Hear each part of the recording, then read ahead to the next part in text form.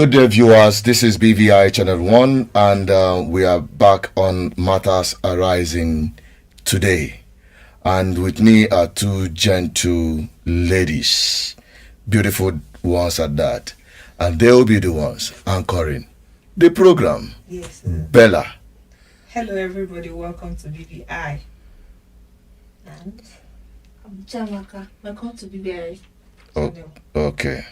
Now, to the matters. So today we are discussing how Cubana chief priest spoke about money, the root of how to make money, you know. Makande cho ego mbute. Na mbute ko bute egi ko taafu we pate egi, you know. And secondly, another one we are having is Uganda gay person, Jen. Onye makwana obodo fa chọrọ ndị wee pụtaba. And the third one is sanitation enforcement. So Okay. that's what we are talking about. All right, now we are looking at these three very major issues, and let us hit the ground running immediately and see what we've got there, beginning with what Cubana chief priest told some market young men. Makegompute, you need to listen to this. Order a walk. Or what even the call go. Pastor, I will not be given you way go or not what possible. Mana in way direct access to God. Only open that you came makana lie in his own personal image. I've not to go on God. But also I'm here.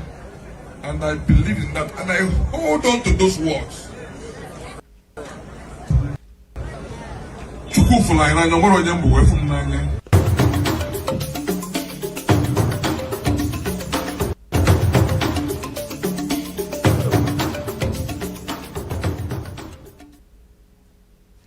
All right, that is it.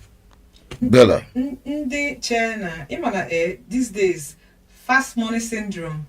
Adigo, and people na afota Cubana as demigod due to onwege ego.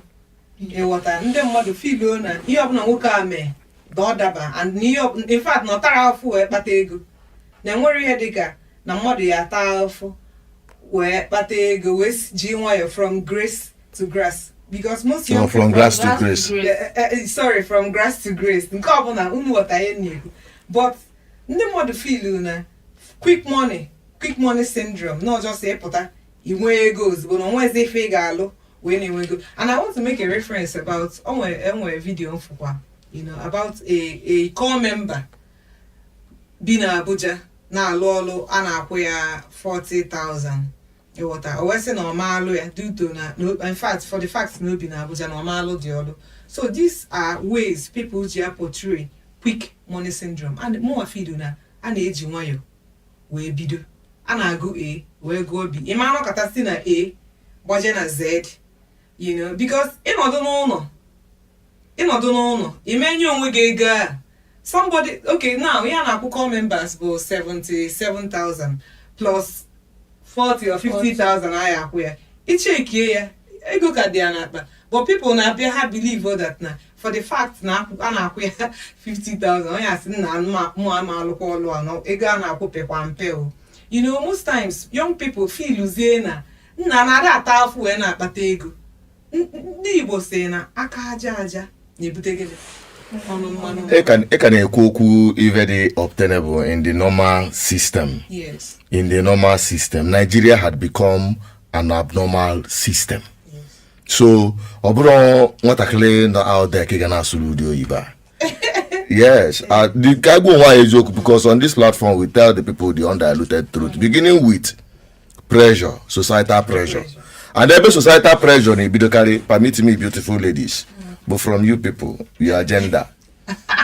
Oh, you're trying to call the pressure, right? I mean, okay, man, the pressure got there. Yes. Man, it shows you pressurize is here. Okay. Pressure from time immemorial. La pressure ne cook you, my dear, but the pressure of women want.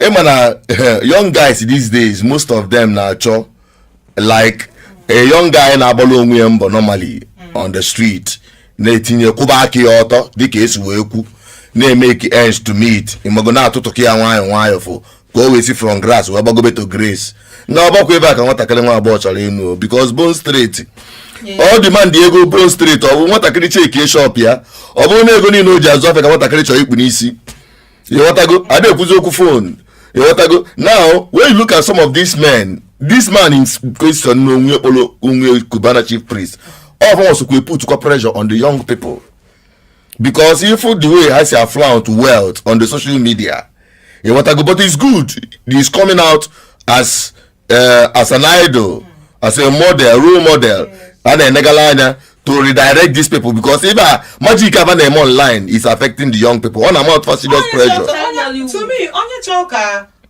alafuo ya ka alafuo ya ịpụta ifo mmadụ ebe onye taa ofu kpata ego esiru na-efe ego. The issue, that is the point in Nagwage, that now when these guys are putting this pressure on the society, yes, now all pressure can be young boys in email. What I go in the kind of Egan for AGM good event. I want to choke or balance, and especially in Anibo, young boys dating arrow. But the system will put you in such a corner that now if you know Ibuzimugu. What I go if you name it what I go so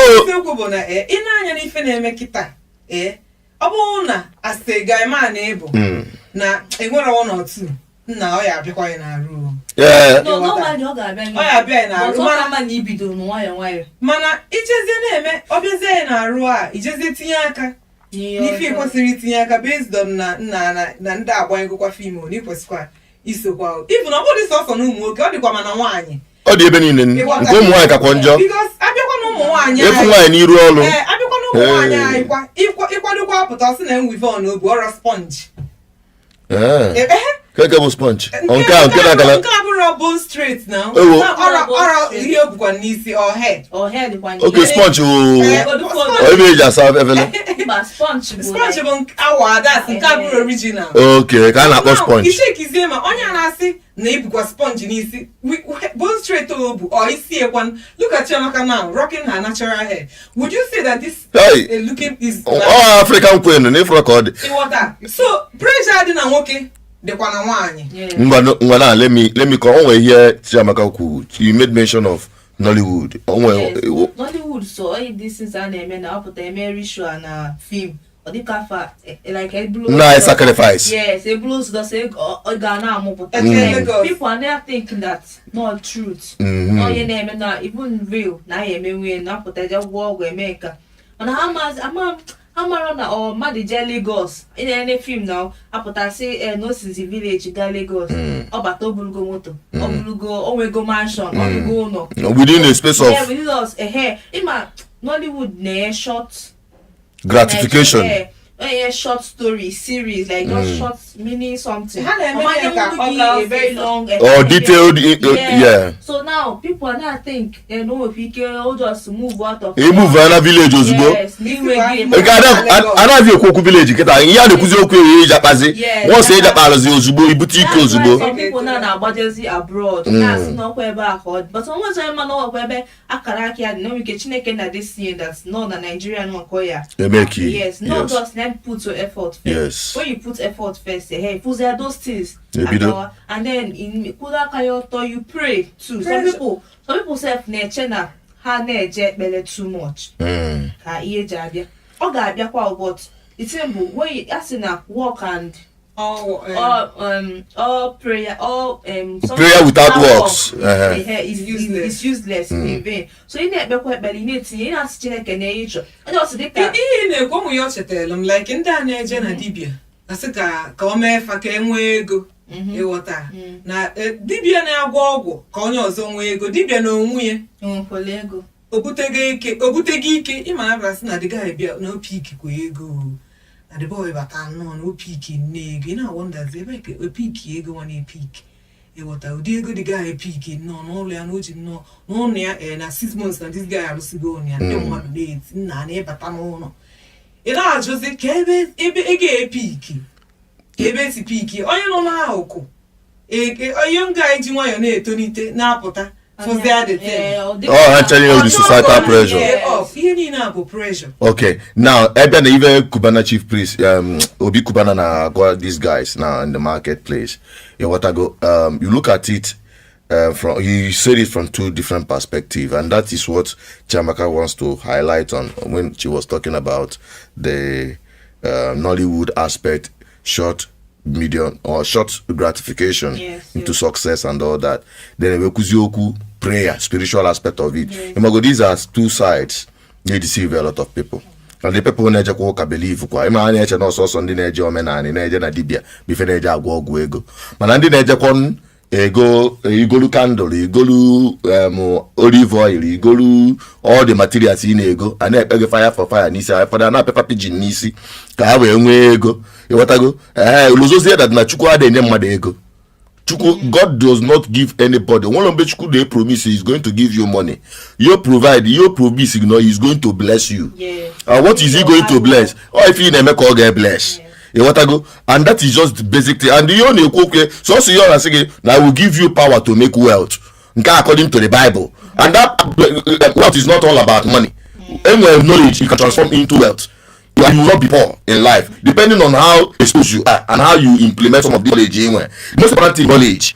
So people more of these things. I believe that now only reduce crime because all the advice the inform the state government and Anambra state to impose that kind of security law and not choosing the Libya and not choosing fake pastors and all that because everybody goes you got Nigeria now everyone not just in the south east I think it's Nigeria the people that are it's right and evenly spread, but it's all about the mentality and the ideology and the society in here, which is what is putting more pressure. When I tell you go do beautiful things is please we could help us tell on agenda. I do so can come up with it too. That was it. Only these politicians. They have family Nagali, money this kind of make through that from wealth. You know.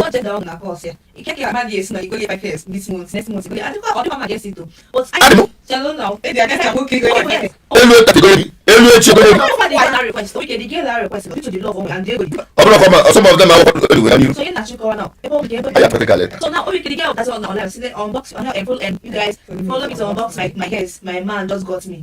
So when you didn't the thing I say no your cousin baby if that's what sister baby go catch one here like excuse me so ladies now are gathered together sitting on social media because social media is another medium which here I personalize society when I unbox who hair so not unbox rockets and wonderful inventions gadgets and the rest of Anna unbox again hello millions of naira come to vacation with me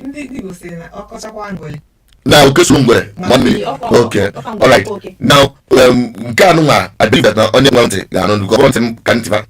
anyone that wants to listen will understand that all we are saying here is that we need a kind of understanding about among people that now about for life on social media or the real life. Most of the people exactly so life my own take on this issue is that success will process. If you don't go through that process, forget it. Also, I never bet something to get never 30. Also, I never bet 10 million, 15 million, 100 million. You got more content. You got into. You all got because success will process. Before they are going to that process, and the for the destiny helpers or contact or connection that can link them up to maximize their potential, so that can have the effort blossom up, which is one of the fundamental crime Nigeria commit against Nigerians, which is the fundamental crime is depriving people the opportunity. Young people are under pressure. So that is it for me. I don't know for you. Speaking about people, confused people, just like the gay human, Jenna, the events. We are going to get to that story. Yes. No, we are going to get that story. Now you mentioned it. Let us hit the ground running on that and let's have the video that is trending where a young man from Uganda in America, I call it invaded. Of course, you storm on that place. Yes, of course. So he invaded, he or she? He. Okay. He invaded that place to cause commotion. Let's get to that video. I'll be right back.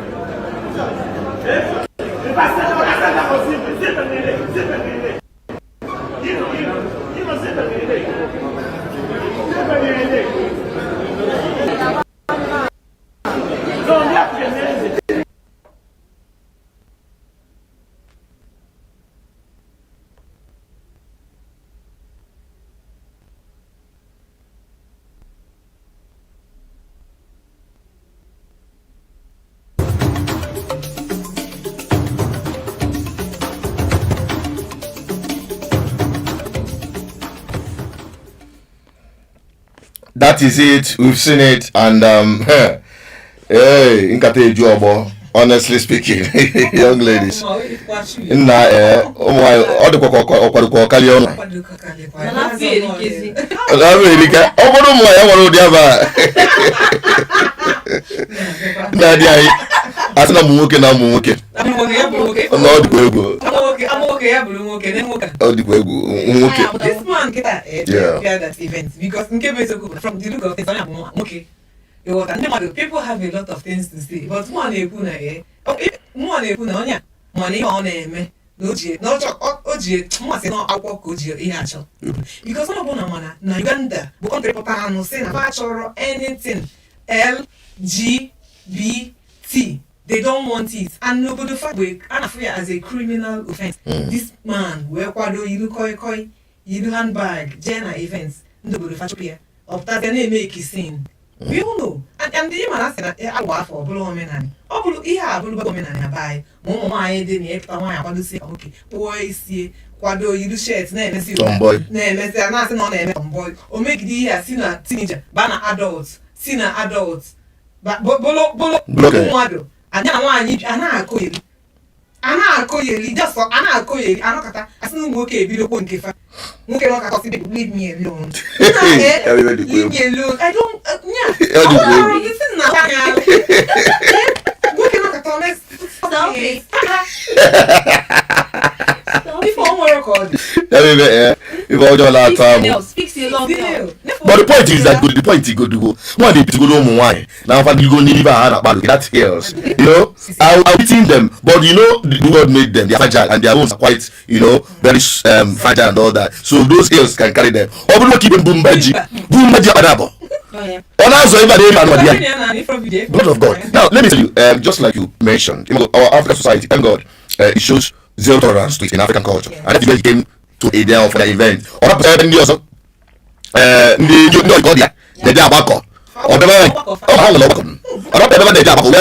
identify with themselves in a free society like America that accommodates it fine and good. Now the young man, just like you pointed out, went to that place because there's a motive behind him, and the person that is even it to me, like telling me, not in Yasu, they came to make sure that you get all the scene, all the happenings.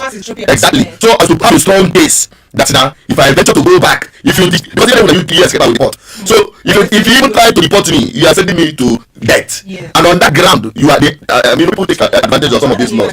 My name is Africa. In Africa, we don't have. And some of these things we see happen everywhere. And some people, but you know they're discussing back home. Some people in a party such things, they live not a lifestyle, and some of them they are priests, some of them they are elites, some of them they are celebrities. I call them British. That they want to celebrate about them, but they have become a public figure, and these are kind of people the media is pushing that the world is bring out as well and follow them. Like in Nishi Hiju in Nigeria. It's not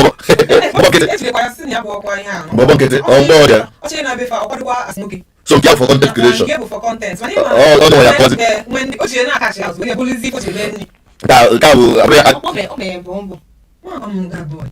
It's what about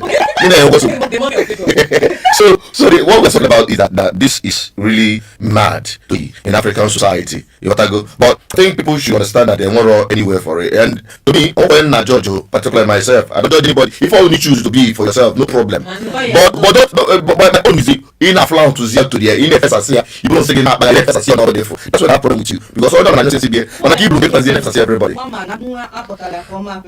Obiana me abuse. Abuse. We never shave him.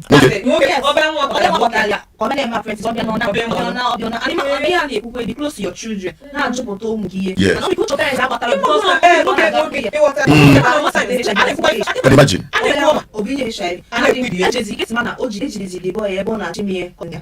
Oh, the boy was him as a cousin. Hey!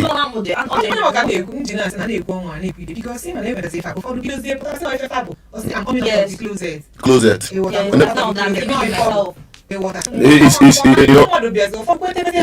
That's all back according to the Bible.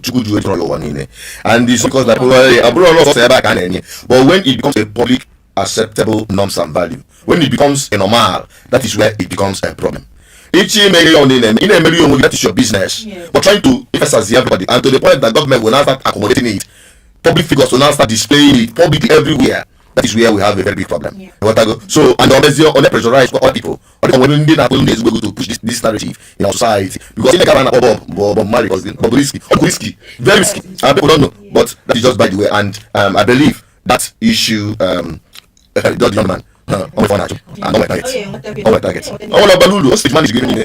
I'm not viral. He has gone viral. Yes. Everybody's talking about it everywhere. So, congratulations, Shiman. I get to the next one now. Sanitation enforcement. Iwu ndị mere iwu ọdara iwu ejenga adị mere iwu fadịdobe iwu because ịmego na ndị na-eme sanitation ma ndị na-eme sanitation ma ndị a na-eji a na-ada iwu ọ dị ka iwu na laws n'obodo na fan work. Now, that is where we are at the moment because looking at the way things are, Nigeria today enforcing primitive laws. When you make that one war on this indiscipline, in Nigeria, and how backward Nigeria is up to today, they are still practicing those enforcement of sanitation. At the end of every month, Ochi shop, Ochi everywhere, and sanitation. Who does that in the modern time? Don't ever and go world now. Even in Africa, hardly will you see or hear these things being done. Let us see what happened at the headquarters of impunity because that goes the government in APC. That is not let's get that and then we'll come back. We'll wrap it up from there.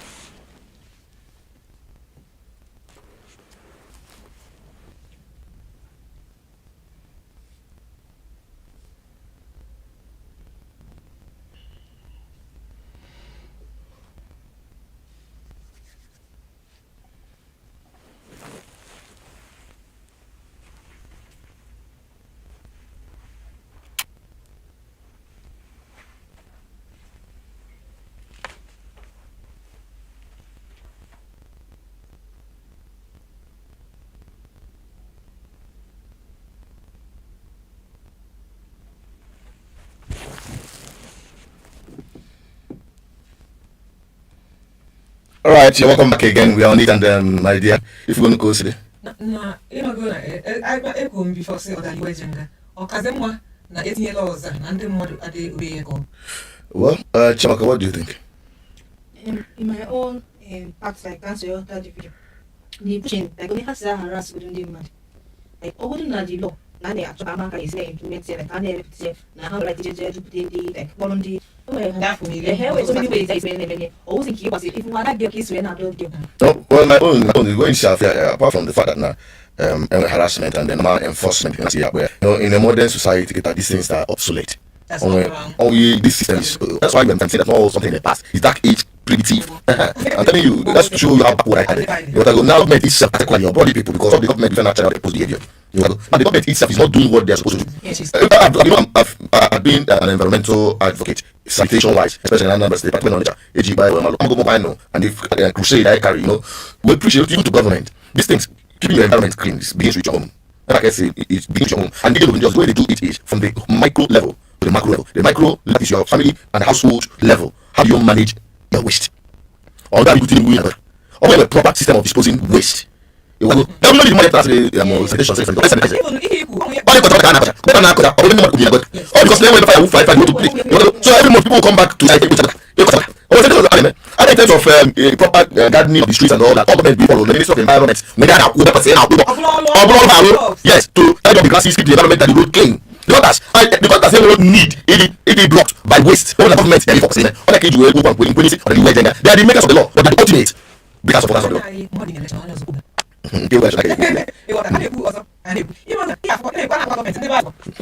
Traffic lights. When you speak of laws, I wonder traffic lights. But the truth is that, just like I said, you come to the point because when you say traffic light, because these are all interrelated, obeying laws that makes our society sane, and it's not society or sanity. Now, either in terms of like for instance, I a little bit, but I need to make control on it. In a cool traffic light, even on a traffic light, I measure the forecast of traffic lights. But anyway,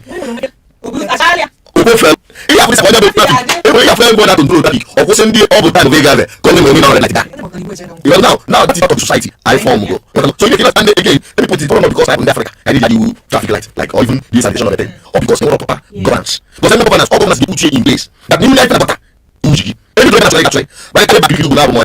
You blue, you black, I even. I know it's different from the but you are doing wrong. Open a I say no, you office market, or you BVI, or you IB. Now, every time you know, so my body is going to be vigilante. Because that's what I'm doing. You understand? On TV, but I'm going to put that down. I don't know.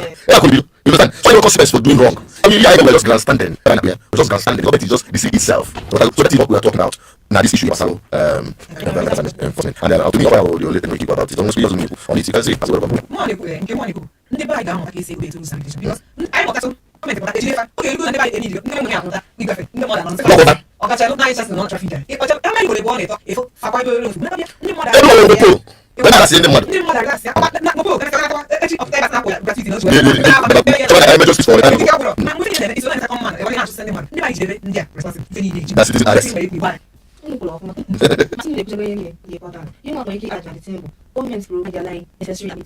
dustbin, all people that dustbin that didn't manifest because I didn't necessarily crazy. Oh, like some like space guy would not that much. There was somebody did lazy.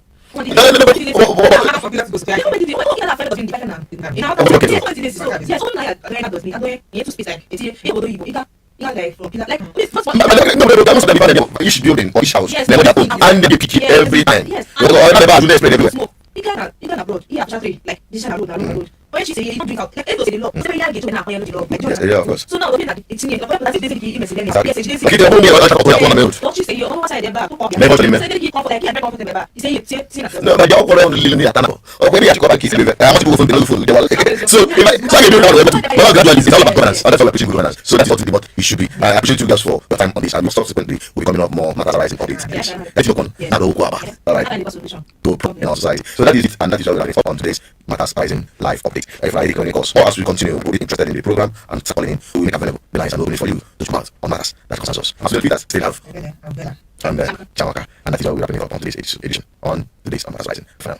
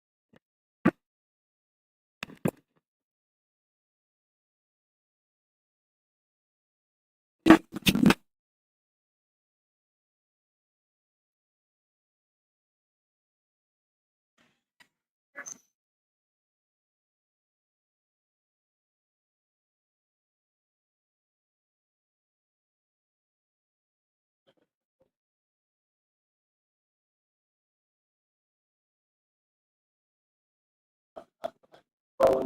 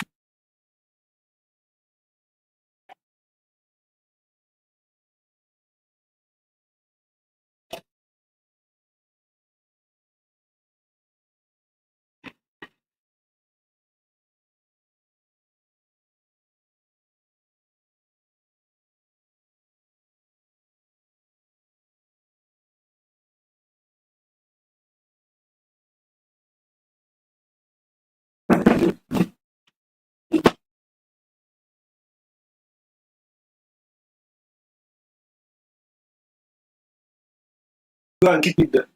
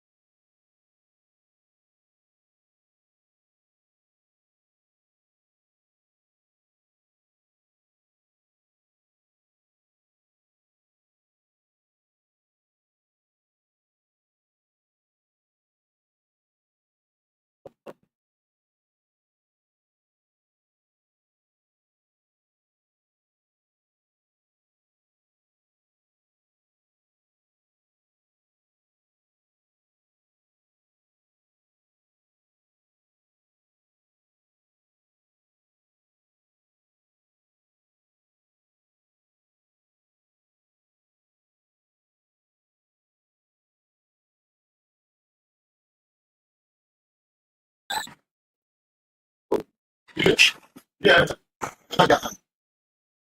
Oh, a long time. They need man on me. You reload it here now. I'm like, to reload now. Facebook.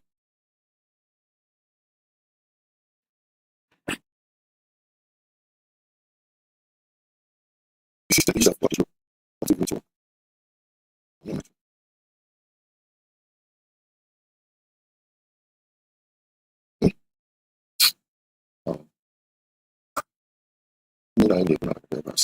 If you see behind it, disconnect your back interconnected. Then you recording. Then you recording. And you can actually opposite. Yeah, okay, yeah, the first one opposite, but yeah, the second one. Oh,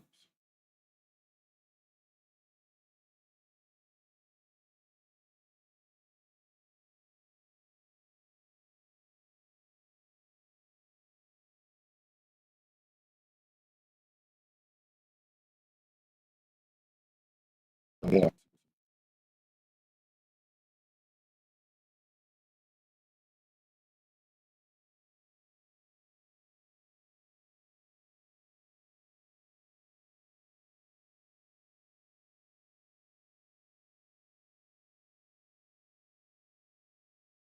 No, need to check and cut those go back. Right, go ahead.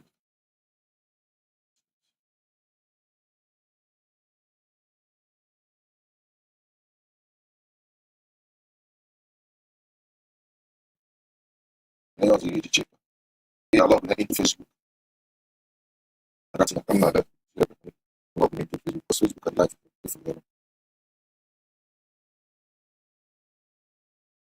Okay.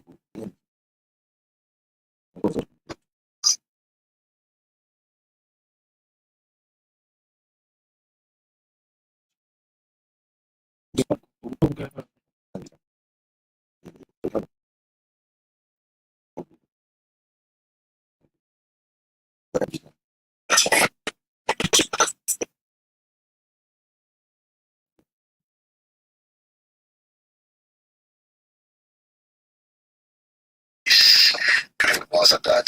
I built it was already the program. Yeah. Hello everybody. Hi. Okay. Now, so today we are discussing how ownership is programs money, a little bit of how to make money. You know,